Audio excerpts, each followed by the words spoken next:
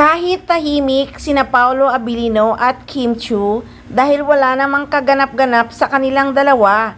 Pero ang mga fans na mga mahadera hindi mapakali sa kanilang lungga.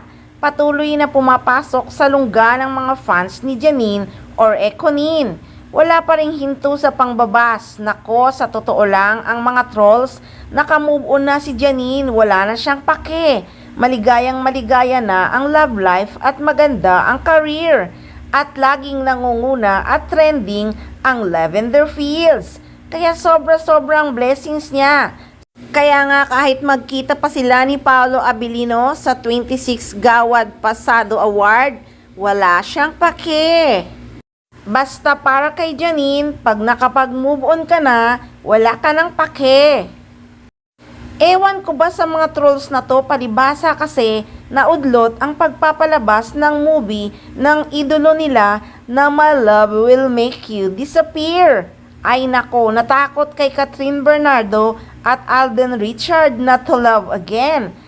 At katatapos lang din kasi ng Unhappy For You ni na Joshua Garcia at Julia Barreto na kumita ng mahigit na 390 million mula nung nag-showing nung August. Baka nga yun ang dahilan kaya inurong muna at ang chika gustong pantayan ng movie ng Kim Pao na My Love Will Make You Disappear ang kinita ng Unhappy For You. Nako, aabangan yan kung magiging blockbuster din ang My Love Will Make You Disappear.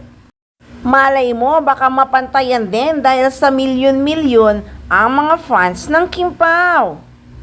Kaya nga siguro inurong muna, ayon nga sa balita, baka January na daw ipalalabas ang movie ni na Kim Chiu at Paolo Abilino. Para nga naman ang mga manonood ma-excite kasi nakakaumay.